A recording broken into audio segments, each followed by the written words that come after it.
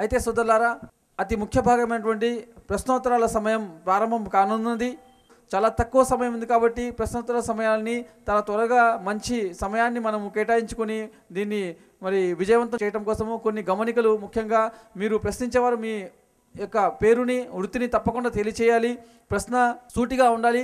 ఒకే ఒక వాక్యంలో ప్రశ్న ఉండేలా మీరు చూసుకోండి. ప్రసంగాలు దయచేసి చేయొద్దు. ఆ తర్వాత ప్రశ్న అడిగేవారు వాదోపవాదాలు దయచేసి చేయరాదు. మన వక్తలతోటి ఎవరైతే ఈ వాదోపవాదాలు చేశారో మరి వాలంటీర్స్ నేను చెప్తున్నాను, వారి యొక్క మైక్ని స్విచ్ ఆఫ్ చేయవలను. ఆ తర్వాత ప్రశ్నలు తెలుగులోనే అడగాలి, ఉర్దూలో ఇతర భాషలో అడగకూడదు. ఇప్పుడు మొదటి ప్రశ్న మొదటి మైక్ నుండి సోదరుడు షఫీ గారి కోసం. నా పేరు నెహమ్యా అండి. నేను ఇవాంజలిస్ట్ సువార్థకుని పాస్టర్గా చేస్తున్నాను. నాకు ఈ మాటలు విన్నప్పుడు ఈ ప్రశ్న వచ్చింది. ప్రశ్న ఏంటంటే, నాకు ప్రశ్న పుట్టడానికి కారణం ఏంటంటే, మీరు రూపాయి బిళ్ళ మీద 3 సింహాలు కనబడుతున్నాయి, కనబడిన సింహం ఒకటి ఉంటుంది. ఆ కనబడిన సింహాన్ని చూసినప్పుడు 4 ఉన్నాయా అనిపిస్తుంది. మీరు కూడా లేఖనాల్లో కొన్ని మాత్రమే అనుకూలంగా తీసుకొని మీరు మీకు ధోరణి, మీకు నచ్చిన ధోరణిలో చెప్తున్నప్పుడు నా హృదయం చాలా బాధపడ్డది. విషయం ఏమిటి, ప్రశ్న ఏమిటంటే, యేసుక్రీస్తుల వారు చెప్పిన అనేక మాటలు ఉన్నాయి, అనేక వాక్యాలు, లేఖనాలు ఉన్నాయి. వాటిని మీరు ఎందుకు ఎత్తి చెప్పలేదు? అందులో రెండు వాక్యాలు చూపిస్తాను. ఒక మాట, దీనికి జవాబు చెప్పండి. యేసు ప్రభు అన్నాడు, అందుకు యేసు, పునరుద్ధానమును జీవమును నేనే, నాయందు విశ్వాసముంచువాడు చనిపోయిన బ్రతుకును, బ్రతికి నాయందు విశ్వాసముంచు ప్రతివాడు ఎన్నటికీ చనిపోడు. ఈ మాట నమ్ముచున్నావా? ఒక ప్రశ్న, ఇది ఒక మాట అండి. ఇంకొక మాట ఇందులోనే, ఇదే ప్రశ్నలో రెండవ వాక్యం ఏంటంటే, యేసుప్రభు తిరిగి లేచిన తర్వాత నమ్మని వాళ్ళ కోసం ఒక మాట అంటున్నాడు. అంతటా ఆయన మోషే ధర్మశాస్త్రములోను ప్రవక్తల గ్రంథములలోను కీర్తనలలోను నన్ను గూర్చి వ్రాయబడినవన్నీ నెరవేరవలనని నేను మీ యొద్ద ఉండినప్పుడు మీతో చెప్పిన మాటలు నెరవేరినవని వారితో చెప్పాను. అప్పుడు వారు లేఖనములు గ్రహించినట్లుగా ఆయన వారి మనసు తెరిచి, క్రీస్తు శ్రమపడి 3వ దినమున మృతులలో నుండి లేచుననియు, యెరూషలేము మొదలుకొని సమస్త జనములలో ఆయన పేరిట మారు మనస్సును పాప క్షమాపణయు ప్రకటింపబడినని వ్రాయబడినదని లేఖనం ఉంది. యేసు పునరుద్ధానుడయ్యాడు అని ఈ లేఖనం చెప్తుంది. దీనికి మీ జవాబు ఏంటి? పాస్టర్ నెహమ్యా గారు చాలా చక్కగా ప్రసంగం విన్నారు. మరి ప్రసంగం విన్నారు కాబట్టి వారికి ఒక ప్రశ్న రావడం జరిగింది. మరి వారికి నేను ఇచ్చే సలహా ఏమిటంటే, ఎంత ఏకాగ్రతతో అయితే వారు నా ప్రసంగం విన్నారో అంతే ఏకాగ్రతతో వారు నా వీడియో సిడీస్ కూడా చూడాలని నేను ఆశపడుతున్నాను. ఎందుకంటే బైబిల్లో ఉన్న పరిశీలన ఏదైతే ఉందో, మా పరిశీలన అనేక ప్రదేశాల్లో అనేక అంశాల మీద ప్రసంగించడం జరిగింది. ఆ డివిడీస్ ఇక్కడ అవైలబుల్గా ఉన్నాయి. మీరు ఇంత ఏకాగ్రత సిడీస్ కూడా చూడండి. సత్యం కోసం ప్రయత్నం చేయాలి. ఆ తర్వాత మరి నెహమ్యా గారు అడిగిన ప్రశ్నలు మనం చూసుకున్నట్లయితే, యేసువారు తెలియచేశారు, నేనే పునరుత్థానమును జీవమునని తెలియచేశారు. అయితే ఎవరైతే నా యందు విశ్వాసం ఉంచుతారో వాడు జీవిస్తాడు, ఎవరైతే నా యందు విశ్వాసం ఉంచాడో ఆ వ్యక్తి మరణిస్తాడు. అయితే ఇక్కడ మనం తెలుసుకోవాల్సిన విషయం అంటే, యేసువందు ఎవరైతే విశ్వాసం ఉంచుతారో వారు పరలోకంలో జీవించుతారు. యేసువందు ఎవరైతే విశ్వాసం ఉంచారో వారు పరలోకంలో మరణిస్తారు. అంటే యేసువందు విశ్వాసం ఉంచిన వారికి పరలోకంలో నిత్య జీవం ఉంది. యేసువందు ఎవరైతే విశ్వాసం ఉంచారో వారు పరలోకంలో నిత్య మరణానికి ఆహుతైపోతారు. అయితే యేసువందు ఏమని విశ్వాసం ఉంచాలి? యేసు పట్ల ఏమని విశ్వాసం ఉంచితే మనకి నిత్య జీవం లభిస్తుంది అంటే, ఏమని విశ్వాసం ఉంచితే లభిస్తుంది అంటే, యేసువారు తనకు తాను ఏమనేది చెప్పుకున్నారు. ఇంతకుముందు యేసువారిని ఏమని విశ్వసించాలి? యేసువారు స్పష్టంగా చెప్పారు. యోహాను సువార్త 4వ అధ్యాయము 25-26 వాక్యంలో నేనే క్రీస్తనబడిన మెస్సయ్యాను అని చెప్పారు. యేసు పట్ల ఆయన క్రీస్తు అని ఆయన మెస్సయ్యానని విశ్వాసం ఉంచాలి. తర్వాత మత్తయి సువార్త 13వ అధ్యాయం 57వ వాక్యంలో యేసు ఒక ప్రవక్త అని చెప్పుకున్నారు. యేసు ఒక ప్రవక్త అని యేసు పట్ల విశ్వాసం ఉంచాలి, మొదటి విషయం. ఆ తర్వాత యేసు బోధనలు ఏవైతే ఉన్నాయో, యేసు బోధనలు చూసినట్లయితే యోహాను సువార్త 17వ అధ్యాయం 3వ వాక్యంలో యేసువారు తెలియజేశారు, అద్వితీయ సత్యదేవుడవైన నిన్నును నీవు పంపిన యేసుక్రీస్తును విశ్వసించుటే నిత్య జీవం అన్నారు. అంటే అద్వితీయుడు సత్యదేవుడు అని దేవుడిని నమ్మాలి, ఆ దేవుడు పంపినటువంటి యేసు క్రీస్తుని విశ్వసించాలి. దేవుణ్ణి దేవుడని, యేసును క్రీస్తు ప్రవక్తని విశ్వసించాలి. యేసు తర్వాత మరో ప్రవక్త ముహమ్మద్ సల్లల్లాహు అలైహి వసల్లం వస్తారని యేసువారు బోధించారు. ప్రవక్త ముహమ్మద్ వారిని కూడా విశ్వసించాలి. యేసుని విశ్వసించడం అంటే యేసు బోధనని విశ్వసించడం వల్ల నిత్య జీవము. ఈ విషయాన్ని విశ్వసించకపోతే నిత్య మరణము, పరలోకంలో రక్షణ ఉండదు, నిత్య మరణానికి ఆహుతైపోతాము. మొదటి విషయం. రెండో విషయము, యేసువారి గురించి మీరు చెప్తూ యేసువారు మృతులలో నుంచి లేచి ఉన్నాడు అన్న విషయాన్ని మీరు తెలియజేశారు. అయితే యేసువారు మృతుల్లో నుంచి లేచి ఉన్నాడు అంటే అర్థం ఏమిటి? యేసువారు చనిపోయారు, మృతుడుగా మారిపోయారు, ఆ తర్వాత 3 రోజుల తర్వాత తిరిగి లేచారు అని చాలామంది క్రైస్తవుల యొక్క భావన. వాస్తవానికి యేసువారు మృతుల్లోంచి తిరిగి లేచారు అంటే దాన్ని ఏ విధంగా అర్థం చేసుకోవాలి? ఉదాహరణకి నేను చెప్పినట్టు అనేక లేఖనాల వెలుగులో యేసువారు మరణించలేదు. ఉదాహరణ చూసుకున్నట్లయితే కీర్తనల గ్రంథము 118 అధ్యాయము 17-18 వాక్యాలు చూసినట్లయితే స్పష్టంగా ఉంది. ఏమని? నేను చావను. మీరే చెప్పారు నా గురించి కీర్తన గ్రంథాలలో, ప్రవక్తల గ్రంథాలలో, మోషే ధర్మశాస్త్రంలో మరియు నేను చెప్పిన విషయాలు నెరవేరే అన్నారు. ఆ నెరవేరిన లేఖనాలు ఏంటో నేను మీకు చెప్తున్నాను. కీర్తన గ్రంథం 118 అధ్యాయం 17-18 వాక్యాల్లో తెలియచేయడం, నేను చావను, సజీవుడనై యెహోవా క్రియలు నేను వివరించేదను. యెహోవా నన్ను కఠినముగా శిక్షించనే కానీ మరణానికి అప్పగించలేదు. నేను చావను అని అంటుంది ఎవరు? నేను చావనంటుంది యేసు తప్ప మరెవరు కాదు. చావకుండా ఏం చేస్తారంట? సజీవుడనై యెహోవా క్రియలు వివరించేదను. ఈ లేఖనం నెరవేరింది. అపోస్తలుల కార్యం 1వ అధ్యాయము 3వ వాక్యంలో మనం చూసుకున్నట్లయితే అక్కడ స్పష్టంగా తెలిసే విషయం అంటే, ఆయన శ్రమ పడిన తరువాత 40 దినములు వారికి అగుబడుచు, శిష్యులకు అగుబడుచు, దేవుని రాజ్య సువార్తను ప్రకటించుకుంటూ అనేక ప్రమాణాలు చించి తన్ను తాను సజీవుడిగా కనబరుచుకున్నారు. యేసు శ్రమ పడిన తర్వాత ఆయన దేవుని రాజ్యం గురించి ప్రకటించారు. ఆయన తన గురించి సజీవుడిగా తెలియచేసుకోవడం జరిగింది. అయితే అక్కడ తెలియజేసే విషయము, యెహోవా నన్ను కఠినముగా శిక్షించనే కానీ మరణానికి అప్పగించలేదు. కఠినంగా శిక్షించాడు, మరణానికి అప్పగించలేదు. మరణించకుండా యేసుని కాపాడుకున్నాడు. మరి మృతుల్లో నుంచి లేచను అని ఎందుకు ఉంది? మృతుల్లోంచి లేచను అంటే అర్థం ఏం చేసుకోవాలి? దీనికి బైబిల్ యొక్క పరిభాష మనకు తెలియాలి. ఉదాహరణకి హెబ్రీ 11వ అధ్యాయము 17వ వాక్యాన్ని మీరు చూసినట్లయితే అక్కడ విషయం మనకు కనబడుతుంది. అదేమిటి? అబ్రహాము తన ఒక కుమారుణ్ణి బలిగా అర్పించి తిరిగి మృతులలో నుండి పొందెను. అబ్రహాము తన ఒక కుమారుణ్ణి బలిగా అర్పించి తిరిగి మృతుల్లో నుంచి తిరిగి పొందెను అని ఉంది. అయితే నేను అడుగుతున్నాను, అబ్రహాము తన కుమారుణ్ణి మృతుల్లో నుంచి పొందాడు అంటే అబ్రహాం యొక్క కుమారుడు చనిపోయి తిరిగి లేచాడనా? అబ్రహాం తన కుమారుని బలి ఇవ్వడం కోసం వెళ్ళాడు, కానీ బలి ఇవ్వలేదు. బలి ఇవ్వకుండా బలి జంతువు ఏర్పాటు చేయడం జరిగింది. అంటే మృతుల్లోంచి లేవడం అంటే మరణానికి దగ్గరగా వెళ్ళి మరణించకుండా బయటపడము. బైబిల్ యొక్క అర్థం మనకు తెలుస్తుంది. మరొక ఉదాహరణ మీకు తెలియజేస్తాను. యోనా గ్రంథము 1వ అధ్యాయం 14వ వాక్యం చదవండి. అక్కడ యోనా గ్రంథంలో యోనాని ఉద్దేశించి పడవలో ఉన్నవారు యోనాని సముద్రంలో పడవేసి అంటున్నారు, మేము ఈ నిర్దోషిని చంపితిమి అన్న నేరము మా మీద మోపకుందుగాక. అక్కడ యోనా కూడా చనిపోయాడన్న విషయం ప్రస్తావన వస్తుంది. వాస్తవానికి యోనా చనిపోలేదు. కాబట్టి బైబిల్ పరిభాషను మనం అర్థం చేసుకున్నట్లయితే స్పష్టంగా మనకు తెలిసే విషయం ఏమంటే యేసువారు చనిపోలేదు. అనేక ఆధారాలు ఉన్నాయి. ఉదాహరణకి యెషయా గ్రంథం 51వ అధ్యాయం 14వ వాక్యం చూసినట్లయితే, కృంగబడిన వాడు త్వరగా విడుదల పొందును, అతను గోతిలోకి పోడు, అతను చనిపోడు, అతనికి ఆహారము తప్పదు. యేసువారు శిలువ మీద వేశారు, అతి త్వరగా శిలువ మీద దించడం జరిగింది. అతనికి ఆహారం తప్పదు. యేసువారు శ్రమపడి తిరిగి లేచిన తర్వాత తను చేప ముక్కను కూడా తిరిగి శిష్యులు చూపించడం, ఆహారం తప్పలేదు. అతను చనిపోవడం స్పష్టంగా తెలియజేయడం జరిగింది. కాబట్టి ఈ లేఖనాలు ఉన్నాయి. ప్రవక్తల గ్రంథాల్లో అయినా కీర్తనల గ్రంథాలైనా యేసువారు స్వయంగా తెలియజేశారు. ఏమని? పరిచయులు శాస్త్రులు యేసువారిని అడిగారు, యేసయ్య ఒక అద్భుతాన్ని చూంచమని అడిగినప్పుడు యేసువారు ఏమన్నారు? మత్తయి సువార్త 12వ అధ్యాయం 35వ వాక్యంలో, నేను ఏ అద్భుతము చూంచాను కానీ ఒక అద్భుతాన్ని చూశాను, యోనాను గురించిన సూచక్రియ చూపిస్తాను. యోనా ఏలాగున 3 రాత్రింబవళ్ళు తిమింగళం గర్భంలో ఉండెనో అలాగున ఈ మనుష్య కుమారుడు 3 రాత్రింబవళ్ళు భూగర్భంలో ఉంటాను అని చెప్పారు. యోనా ఏలాగ 3 రాత్రింబవళ్ళు ఉన్నారు? చనిపోయి తిరిగి లేచాడా యోనా?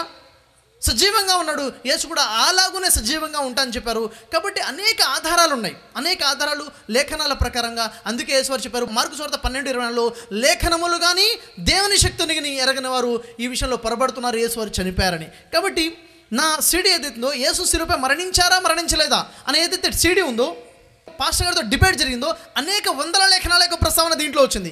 ఈ సిటీ మీరు చూడండి, ప్రశాంతంగా చూడండి. ఒక విషయము ఒకళ్ళు చెబుతుంటే అది ఎంతవరకు వాస్తవం, దాంట్లో వాస్తవం ఏముంది? మీరు అన్నారు మీరు కొన్ని లేఖనాలు చెప్పారండి, ₹1 కాని మీద 3 సింహ బొమ్మలు ఉన్నాయి, వెనక మరొక 4 అది చూస్తే కానీ తెలియదు. నేను అంటున్నాను, నేను చూంచిన 3 సింహ బొమ్మలు మీరు నమ్ముతున్నారా లేదా? మీరు చూంచాలనుకున్న 4వ సింహ బొమ్మ అది కనబడితే నమ్ముదాము, ముందు కనబడిన విషయాలు నమ్ముతున్నారా లేదా? నేను ఏవైతే లేఖనాలు ప్రస్తావించానో ఆ లేఖనాలను విశ్వసించండి, అప్పుడే మనకి నిత్యజీవం ఉంది. కాబట్టి ఈ స్టాల్ దగ్గర నుంచి సీడీ తీసుకోవాల్సిందిగా, లేక మన వాలంటీర్ సీడీస్ని ఆ బ్రదర్కి నెహమ్యా గారికి అందించవలసిందిగా నేను కోరుచున్నాను. షఫీ గారికి నమస్కారం అండి. మాది గుంటూరు, నా పేరు కోటేశ్వరరావు. నా ప్రశ్న ఏంటంటే, యేసువారికి శిలువ మరణం ఎంత మాత్రం ఇష్టం లేదని మీరు బైబిల్లో ఉందని చెప్తున్నారు. అదే బైబిల్లో యేసువారికి సిలువ మరణం అదే బైబిల్లో శైతానికి కూడా ఇష్టం లేదు యేసువారికి ఆ మరణం అని చెప్పేసి మత్తయి సువార్త 16:23 వాక్యంలో పేతురు ద్వారా తెలియజేసింది. అప్పుడు యేసువారు అన్నారు, శాతానా నా వద్ద నుంచి వెళ్ళిపోండి అన్నారు. అంటే దీనికి ఆన్సర్ చెప్పాల్సిందిగా నేను కోరుచున్నాను.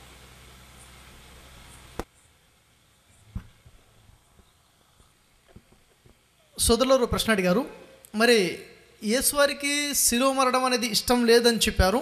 అవును, యేసువారికి శిలువ మరణం అనేది ఇష్టం లేదు. అయితే సాతానుకు కూడా ఇష్టం లేదని బైబిల్లో ఉందంటున్నారు. బైబిల్ ఎక్కడుందని చెప్తున్నారు మీరు? మత్తయి సువార్త 16:23 పేతురు ద్వారా అంటే ఇప్పుడు యేసువారు శాతానా నా వద్ద నుంచి వెళ్ళిపో. అచ్చా, పేతురు ద్వారా ఏదైతే సాతాను చెప్పించాడు అని అంటున్నారో, యేసువారు శిలువ మరణం గురించి చెప్పేటప్పుడు పేతురు వచ్చి అభ్యంతర పెడతాడు, ఇది నీకు సంభవించకూడదు అని చెప్పేసి. అప్పుడు యేసువారు అంటారు, సాతానా వెనకకు పొమ్ము అని చెప్పేసి గద్దెనించడం జరిగింది. అయితే ఇక్కడ విషయం ఏంటంటే, మరి ఈ విషయంలో సాతాను కూడా ఇష్టం లేదు అనేదైతే మీరు చెప్తున్నారో, మరి సాతానికి ఇష్టం లేకపోతే శిలువ మరణం కోసము యూదులు ప్రయత్నం చేసేటప్పుడు సాతాను ప్రవేశించి సాతాను ఎందుకు పట్టించే ప్రయత్నం చేశాడు? మొదటి విషయం, సాతాను యూదాలకు ప్రవేశించి యేసును పట్టించే ప్రయత్నం చేశాడు. మొదటి విషయం. మరి యూదులు అవిశ్వాసులు, దుర్మార్గులు వారు కూడాను, అవిశ్వాసులు కూడా యేసును చంపాలని ప్లాన్ చేయడం జరిగింది. మరి యేసువారి విషయంలో చూస్తుంటే సాతానికి ఇష్టం లేదు అంటే యేసువారికి ఇష్టమా? యేసువారికి కూడా శిలువ మరణం అనేది ఇష్టం లేదు. ఎలాగా? యేసువారిని పట్టుకునే టైంలో వాళ్ళు పారిపోయే ప్రయత్నం చేశారు, తప్పించుకుని పారిపోయారు, శిలువ మరణాన్ని రక్షించమని ప్రార్థనలు చేశారు. కాబట్టి యేసువారికి శిలువ మరణం అనేది ఇష్టం లేదు, సాతాన్ యొక్క పన్నగం. అందుకే ఆ గడియ ఏదైతే ఉందో అంధకార గడియ అనేసి అక్కడ తెలియజేయడం. లూకా సువార్త 22:53 వాక్యంలో యేసుని పట్టుకునే గడియ ఏదైతే ఉందో అది అంధకార సంబంధమైన గడియ, అది సాతాను సంబంధించిన గడియ అని స్పష్టంగా యేసువారు తెలియజేశారు. అసలు వాస్తవానికి జరిగింది ఏంటంటే, లేఖనాలు ఏవైతే ఉన్నాయో యేసువారు తెలియజేస్తారు, రాయబడి ఉండినట్టుగా నేను ముందుకు వెళ్ళుచున్నానని చెప్తారు మనుష్య కుమారుడు. ఉదాహరణకి మత్తయి సువార్త 26:24 వాక్యంలో చూసినట్లయితే ఏదైతే జరుగుతుందో రాయబడి ఎలా అయితే ఉందో అదే విధంగా జరుగుతుందని చెప్పారు. ఎక్కడ రాయబడి ఉంది? లేఖనాల్లో. ఉదాహరణకు చూసినట్లయితే లేఖనాల్లో ఏమని రాయబడి ఉంది? 22వ కీర్తనలో చూసుకుంటే 6వ వాక్యంలో యేసువారిని వాళ్ళందరూ తృణీకరించాలి ప్రజలు అని ఉంది. యేసువారు తృణీకరించబడ్డారు. ప్రజలందరూ యేసువారిని అసహించుకోవాలని రాయబడి ఉంది. యేసువారు అసహించుకోబడ్డారు. కీర్తనల గ్రంథము 22:11 వాక్యంలో యేసు శ్రమలు అనుభవించాలి అని రాయబడి ఉంది. యేసువారు శ్రమలు అనుభవించారు. అదే కీర్తన 22:18 వాక్యంలో మీరు చూసినట్లయితే యేసువారు వస్త్రాలు వారు పంచుకుంటారు, అంగీకరు చీట్లు వేస్తారని ఉంది. ఆ విధంగా జరిగినట్టుగా ఉంది. ఆ తర్వాత చూసుకున్నట్లయితే కీర్తన గ్రంథం 22:20 వాక్యంలో యేసువారు తను రక్షించని ప్రార్థన చేసినట్టుగా ఉంది. యేసువారు ప్రార్థన చేసినట్టుగా కొత్త నిబంధనలు కనబడుతుంది. ఆ తర్వాత అదే కీర్తన గ్రంథం 22:21 వాక్యంలో యేసువారు రక్షించబడ్డారు అన్నట్టుగా లేఖనాలు ఉన్నాయి, రక్షించబడ్డట్టుగా కొత్త నిబంధనలు కూడా ఉంది. ఏదైతే పాత నిబంధన లేఖనాలు ఉన్నాయో ఆ లేఖనాల్లో రాయబడినట్టుగానే ముందుకు జరుగుతుంది. అసలు జరిగే విషయం ఏమిటి? కీర్తన గ్రంథం 40:14 వాక్యంలో యేసును చంపాలి అని ప్రయత్నం చేసిన వారు ఆ విషయంలో భ్రమపడతారనుంది. భ్రమపడ్డారు కూడాను. యేసువారు శిలువ మీద మరణించలేదు, కానీ యేసువారు చనిపోయారని భ్రమకి గురి చేయబడ్డారు అక్కడ ఉండే యూదులు. అసలు యేసుని చంపాలని సాతాను ఏదైతే ప్రయత్నం చేశాడో సాతాను ప్రయత్నంలో సాతాను ఓడిపోయాడు. యేసుని చంపాలని, యేసుని చంపాలన్న విషయంలో సాతాను ఓడిపోయాడు, కానీ చనిపోయాడని ప్రచారం చేయడంలో మాత్రం సాతాను గెలిచాడు. వాస్తవానికి యేసువారు చనిపోలేదు. యేసుకి నీ శిలువ చంపాలన్నది సాతాను ఇష్టము, యేసుకి ఇష్టమైన విషయం కాదు. మీ ప్రశ్నకు సమాధానం లభించింది ఆశిస్తున్నాను. అస్సలాము అలైకుం. నా పేరు Mohammed Sonu. I'm a student. నా ప్రశ్న ఏంటంటే, ఆదికాండం నుండి 3వ అధ్యాయం 10వ వాక్యం, మరియు నీకును స్త్రీకిని నీ సంతానమునకు ఆమె సంతానమునకు వైరము కలిగజేయుదును, అది నిన్ను తల మీద కొట్టును, నీవు దానిని మడమ మీద కొట్టువు. అంటే యేసువారు సాతానును తల చితకొట్టారని ఉంది. దీని అర్థం చెప్పగలరు? ఆదికాండం 3వ అధ్యాయంలో ఉన్నటువంటి విషయం ప్రశ్నిస్తున్నారు. అక్కడ సర్పం గురించి, సర్పము నీ మడమ మీద కొట్టును, నీవు దాన్ని తల మీద కొట్టును అన్న విషయం ఏదైతే ఉందో, వాస్తవానికి అక్కడ ఈ లేఖనం గురించి మన క్రైస్తవ సోదరుల విశ్వాసం ఏమిటంటే యేసువారు సాతాను యొక్క తల చితకొడతారు అన్న విషయం. యేసువారు సాతాను యొక్క తల చితకొడతారంటే స్పష్టంగా మనకు తెలిసిన విషయం ఏంటంటే, ఇంతకుముందు మనం చూసాము ఇలాంటి విషయం. 1 యోహాను 3వ అధ్యాయం 8వ వాక్యంలో అపవాది యొక్క క్రియలను లయపరచుటకే దేవుని కుమారుడు ప్రత్యక్షమాయను. అపవాది అంటే సాతాన్ యొక్క క్రియలను లయపరచుట కోసము యేసువారు వచ్చారు అన్న విషయం మనం చూస్తున్నాము. అదే విషయం ఇక్కడ యేసు సర్పం యొక్క తలను చితకొడతాడు. ఇక్కడ సర్పము అంటే సాతాను యొక్క తల చితకొడతాడండి. మరి అదే జరిగింది. ఎలాగా? సాతాను యేసుని చంపాలని ప్రయత్నం చేస్తున్నాడు. యూదా ద్వారా యూదాలోకి ప్రవేశించింది సాతాను. యేసుని పట్టించే ప్రయత్నం చేసి యేసుని శిలువ మీద చంపాలని ప్రయత్నం చేస్తున్నారు. యేసు వారేమో తనను రక్షించు అని ప్రార్థన చేస్తున్నారు. చివరికి ఏమైంది? సాతాను చంపాలనే ప్రయత్నంలో సాతాను గెలిచాడా, లేక సాతాను ఓడగొట్టేసి యేసువారు తన ప్రార్థన అంగీకరించబడి తను గెలిచారంటే స్పష్టంగా మనం ఇంతవరకు మన ప్రసంగంలో చూసాము.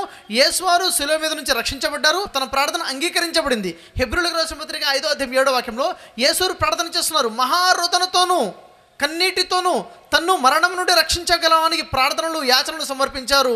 మరి ఆయన భయభక్తులు కలిగి ఉన్నందువలన ఆయన ప్రార్థన అంగీకరించబడింది. తన్ను మరణం నుండి రక్షింపగలవానికి మరణం నుండి రక్షించని ప్రార్థన చేస్తే మరణం నుండి రక్షించబడ్డారు అన్న విషయం స్పష్టంగా తెలిసింది. అంటే సాతాను యొక్క తల చిత్తగొట్టారంటే సాతాను పన్నాగంలో సాతాను ఓడిపోయాడు, సాతాను లయం చేపట్టాడు, యేసువారే గెలిచారు. దేవుని చిత్తమే నెరవేరింది కానీ సాతాను చిత్తం నెరవేరలేదు. సాతాను చిత్తం యేసుని శిలువ మీద చంపాలన్నది అది నెరవేరలేదు అన్న విషయం. కాబట్టి మరి మీ ప్రశ్నకు సమాధానం లభించింది ఆశిస్తున్నాను. ఇప్పుడు చివరి ప్రశ్న స్లిప్ ద్వారా వచ్చిన క్వశ్చన్ ఒకటి తీసుకున్నాను. యెషయా 53 నేను సజీవుల భూమి నుండి కొట్టివేయబడతాను అని ఆయన మరణమైనప్పుడు భక్తి వీణలతో సమాధి చేయబడతాడు. దీనికి సమాధానం చెప్పండి యాంటోనీ గారు. యాంటోనీ గారు ప్రశ్నిస్తున్నారు. యెషయా గ్రంథం 53 యేసువారు సజీవుల భూమిలో నుంచి కొట్టివేయబడతారు అని ఉంది. యేసువారు సజీవుల భూమి నుంచి కొట్టివేయబడతారంటే ఏమిటి అంటే చూడండి, యేసువారు సజీవుల భూమి నుంచి కొట్టివేయబడతారంటే యేసువారు చనిపోతారు అని అర్థాన్ని తీసుకున్నారు. వాస్తవానికి యేసువారి విషయంలో యేసువారు సజీవముగా పైకి ఆరోహణ పైకి ఎత్తుకోబడ్డారు. ఇదే విషయం ఖురాన్ కూడా తెలియజేస్తుంది. ఖురాన్ గ్రంథంలో సూరా నిసా 4:158 బిస్మిల్లాహిర్ రహమానిర్ రహీం బరరఫాఉల్లాహు ఇలైహి వకాన అల్లాహు అజీజన్ హకీమా అనే వాక్యం తెలియచేయడం జరిగింది. యేసువారు సజీవంగా పైకి లేపుకోబడ్డారు అంటే యేసువారు ఆరోహణ పైకి వెళ్ళిపోయారు ఆకాశాల పైకి. అంటే సజీవులు ఉన్నది భూమి మీద, సజీవుల లెక్కలో నుంచి యేసువారు కొట్టివేయబడ్డారు ఆ విధంగా. కానీ యేసువారు చనిపోయారని కాదు. ఆ తర్వాత మరి 53 9 కూడా వారు ప్రశ్నించారు. ఆయన మరణమైనప్పుడు భక్తిహీనులతో సమాధి చేయబడును అని. మరి మరణమైనప్పుడు భక్తిహీనులతో సమాధి చేయబడ్డారంటే ఏ భక్తిహీనులతో సమాధి చేయబడ్డారు? యేసువారిని చూసుకున్నట్లయితే ఏ సమాధిలో అయితే పెట్టారు, యేసోపు తన కోసం తొలపించుకుంటే కొత్త సమాధిలో ఎవరునూ ఎప్పుడూ పెట్టబడి సమాధిలో అక్కడ యేసువారు పెట్టడం జరిగింది. ఏ భక్తిహీనులతో సమాధి చేయబడలేదు. మరి దాని అర్థం ఏమిటంటే యేసువారు భక్తిహీనులతో శిలువ మీద ఎక్కించబడ్డారు బైబిల్ ప్రకారముగా. అంటే మరణమైనప్పుడు అంటే మరణానికి అప్పగించబడినప్పుడు భక్తిహీనులతో శిలువ వేయబడ్డారని అర్థమే తప్ప యేసువారు మరణించారని కాదు. కాబట్టి మీ ప్రశ్నకు సమాధానం లభించిందని ఆశిస్తున్నాను. జజాకల్లాహు ఖైర్. మరి ఈ కార్యక్రమాన్ని ఎంతో విజయవంతంగా మరి పూర్తి చేసుకోవడానికి అన్ని విధాలా సహాయపడినటువంటి అద్వితీయ సత్యదేవుడైనటువంటి అల్లాహ్ సుబ్హానహు వ తఆలాకు నేను వేణోళ్ళ కృతజ్ఞతాస్తులు చెల్లించుకుంటున్నాను. అంతేకాకుండా ఈ కార్యక్రమం చివరి వరకు వేచి ఉన్నటువంటి మరి ఈ కార్యక్రమానికి హాజరైనటువంటి సోదర సోదరిమణులందరికీ, సభ మీద ఊపిస్తున్న పెద్దవారికి, అదేవిధంగా ఎంతో సహనంగా మాతో సహకరించినటువంటి పోలీసు వారికి మరి అందరికీ కూడా నేను కృతజ్ఞతలు తెలియజేసుకుంటున్నాను. అల్లాహ్ మనందరి ఈ కృషిని స్వీకరించి మనకు ఇహపర లోకాల్లో సాఫల్యాన్ని ప్రసాదించుగాక. ఆమీన్. వాఖిరు దావానా అనిల్ హమ్దులిల్లాహి రబ్బిల్ ఆలమీన్. అస్సలాము అలైకుం వరహ్మతుల్లాహి వబరకాతుహు. అద్వితీయ దేవుడా అందుకొనుము అంజలి, అందనంత ఎత్తులో పరమనున్న మా దేవ. అద్వితీయ దేవుడా అందుకొనుము అంజలి, అందనంత ఎత్తులో పరమనున్న మా దేవా. నీ నామం కీర్తించ నీ ఘనతను కొనియాడ, నీ నామం కీర్తించ నీ ఘనతను కొనియాడ. చెట్లన్నీయు కలాలు చేసి సముద్రాన్ని చిరా చేసి వ్రాసిన చాలవయ్య సాగరాలు, చాలవయ్య వృక్షాలు. అద్వితీయ దేవుడా అందుకొనుము అంజలి, అందరంత ఎత్తులో పరమనున్న మా దేవా. ఎంత చిత్రమైన వాడు నువ్వు చేసిన దాసుడు, పక్షిలాగా ఎగురుతాడు చాపలాగా ఈదుతాడు. ఎంత చిత్రమైన వాడు నువ్వు చేసిన దాసుడు, పక్షిలాగా ఎగురుతాడు చేపలాగా ఈదుతాడు. నీ దాసుని జ్ఞానమే నింగినంటు చుండగా నీ జ్ఞానం ఇంతని ఎలా ఊహించగలమయ్యా. అద్వితీయ దేవుడా అందుకొనుము అంజలి అల్లనంత ఎత్తులో పరమనుంద మా దేవా నింగిలోని చుక్కలు నీ ప్రేమకు గుర్తులు అవి చిమ్మె కాంతులు నీ కరుణామృతధారలు చుక్కలే లెక్కించలేము అల్లా చుక్కలే లెక్కించలేము నీ మహిమను ఎలా కీర్తించగలమయ్యా